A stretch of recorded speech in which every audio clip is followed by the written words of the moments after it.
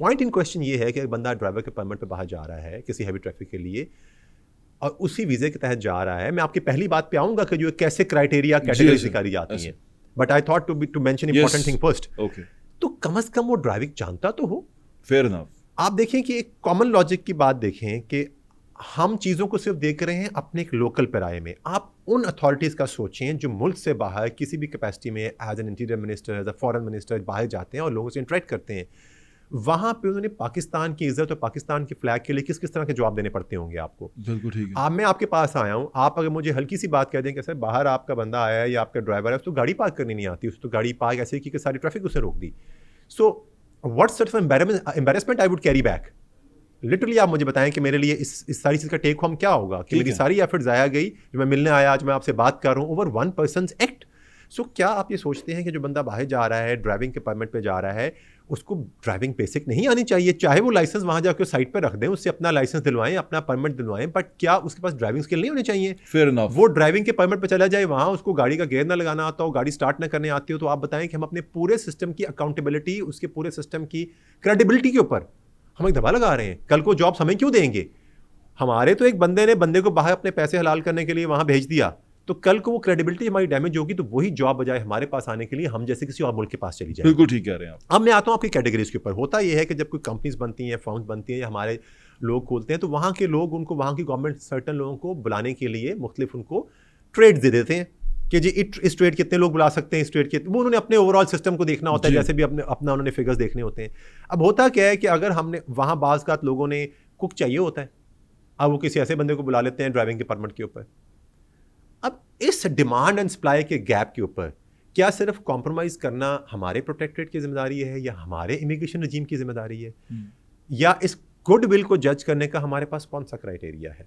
So basically अभी recently आज से तकरीबन 2 दिन पहले बड़ी इंपॉर्टेंट एक मीटिंग हुई जिसमें हमारे मिनिस्टर ओवरसीज सारे बैठे। इस चीज़ पे बहुत डिलिब्रेशन हुई कि किस तरह से अपने इस रिसोर्स को हम बाहर भेजें, एक्सपोर्ट करें, जो रेमिटेंस लेके आएगा हमारे लिए, बट इसको क्रेडिबल किस तरह बनाया जा सके। बिल्कुल ठीक है। ताकि जब हमारा पाकिस्तानी बाहर जाए तो वो जिस जॉब के लिए जा रहा है वहां जाए, और ये उसकी बेहतरी के लिए। खुदारा ये बात अंडरस्टैंड करने की जरूरत है, ये उस हमारे पाकिस्तानी की बेहतरी के लिए है, क्योंकि जब वो स्पेसिफिक जॉब पे जाएगा तो उसका एम्प्लॉयर उसको जॉब पे रखेगा, ना कि उसको वहां तनहा छोड़ दिया जाएगा। वीज़ा देने वाले सो कॉल्ड ह्यूमन स्मगलर्स और ऐसे लोग उसको वहाँ जाके छोड़ देंगे, अपने पैसे सीधे कर लेंगे। वो बेचारा वहाँ पे या तो घूमता फिरेगा या किसी बैगरी किसी क्राइम में इन्वॉल्व होगा या डिपोर्ट हो जाएगा, और जितने बेचारे के पास एक ज़िंदगी जमा पूंजी सब उसने उड़ा दी, ना अपने माँ बाप की भी।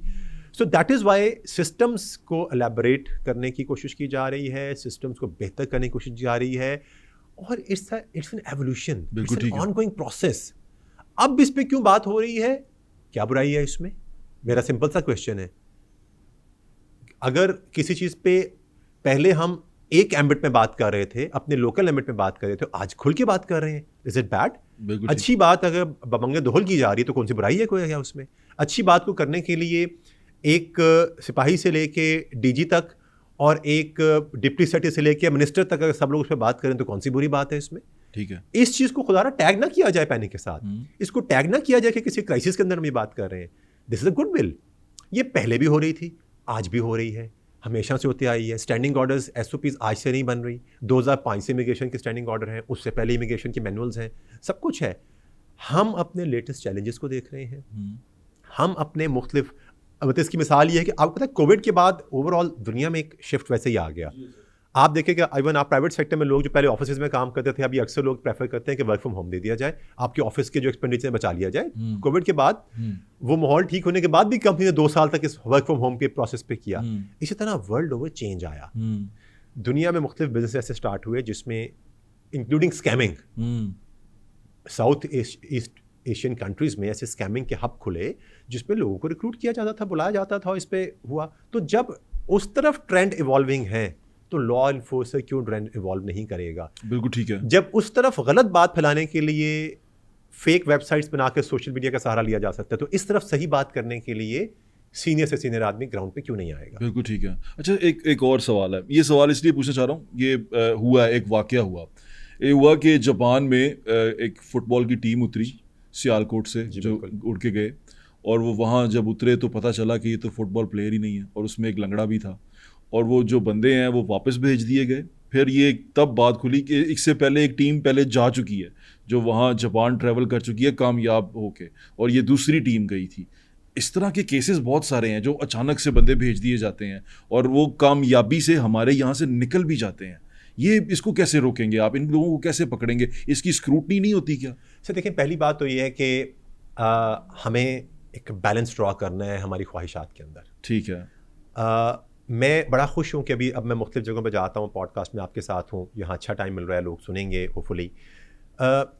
एक डिफरेंट तरह की रिक्वायरमेंट जो है ना वो मांगी जाती है, जिस तरह वो कि ये भी हो और ये भी हो।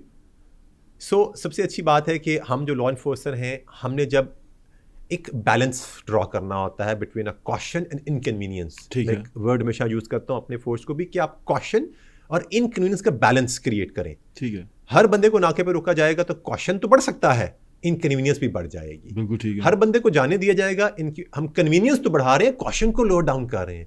सो ideally you have to create a balance between, and it's everywhere, work life balance, everything you have to create a balance.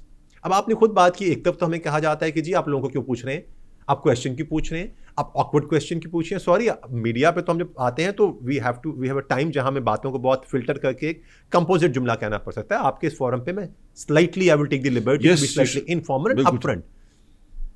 हमसे ये सवाल क्यों पूछा जाता है कि आप पहली बार क्यों बाहर जा रहे हैं। हमसे ये क्यों पूछा जाता है जनाब कि आप ड्राइविंग जानते हैं। हमसे ये क्यों पूछा जाता है कि जनाब आप मेडिकल की कॉन्फ्रेंस पे जा रहे हैं तो आर यू अ डॉक्टर और फार्मिस्ट। मैं 8वीं पास भी हूं तो मेडिकल कॉन्फ्रेंस पे जा सकता हूं। जब मैंने वीज़ा ले लिया तो आप कौन होते हैं मुझे रोकने वाले। इसी के साथ साथ आप हमसे पूछते हैं कि फुटबॉल टीम जा रही है, उससे क्यों नहीं पूछा आपने। आप एक उस आदमी को जो काउंटर पे बैठ के 30 सेकंड के अंदर से लेके 1 मिनट के अंदर एक जजमेंट कॉल कर रहा है, जिस जजमेंट कॉल का असर आपके मुल्क की वकार पे पड़ रहा है, उसको आपको कॉन्फिडेंस देना चाहिए। कॉन्फिडेंस टू दी एक्सटेंट कि अगर तुम्हारी गलती हुई तो हम तुम्हारे साथ स्टैंड करेंगे, मस्ती हुई तो नहीं करेंगे। गलती और मस्ती में अक्सर मिसाल देता हूँ कि रिजल्ट सेम होता है। मैं ये चीज़ उठा के नीचे फेंक दूँ, ये मोबाइल टूटेगा, बट अगर जानबूझ के फेंका तो मस्ती है, और गलती से गिरा है तो वो वो तो एक ह्यूमन एरर है, उस पर हमें उसके साथ खड़े होना चाहिए। ये टीम गई, वापस आई। अच्छा, ये आपको पता है ना कि ये पता कैसे चला जब वो FIA के बंदे पकड़े गए, जब वो डिपोर्ट हुई एंड ऑल दैट, और बंदे जो सारी टीम पकड़ी गई। अब आप देखें कि अब इस पे अगर मैं आपसे काउंटर डिबेट करूं, if I am not an if I am a thoroughbred FIA officer, और मैं आपसे कहूं कि जनाब मैं तो अपनी फोर्स को ही बस सपोर्ट करूंगा, मैं तो आपके आर्गुमेंट सपोर्ट नहीं करता, तो मेरा तो सिंगल लाइनर आर्गुमेंट होना चाहिए कि मैं उनको क्यों रोकता। वीज़ा था उनके पास, वैलिड वीज़ा था, टिकट्स थी, सब कुछ पूरा था, किटें उन्होंने पहनी हुई थी। अब मेरा जो काउंटर पे बंदा बैठा है, इज नॉट अ फुटबॉलर जी, ठीक है। उसको तो आइडिया नहीं है कि फुटबॉल की टीम में कितने प्लेयर होने चाहिए और कितना फिट होना चाहिए। वो पेट निकला बंदा भी भाग तो सकता है। बात मकसद कहने का ये है कि जब सारे डॉक्यूमेंट्स लेजिटिमेट हैं तो क्यों रोकेगा। This is one argument. दूसरी बात, रोकना चाहिए, चेक करना चाहिए, देखना चाहिए। उसके बाद फिर इस तरह का एक वाकया आता है, फिर सिस्टम में इंप्रूवमेंट भी आती है। बिल्कुल ठीक है। अब हमने इसमें कदगन लगा दिए हैं। अब जो भी टीम इस तरह जाती है, वो पाकिस्तान स्पोर्ट्स बोर्ड, अगर क्रिकेट टीम जा रही है तो PCB, प्रॉपर जो हमारे मैकेनिज्म है वो उनको सर्टिफाई करते हैं। बिल्कुल ठीक है।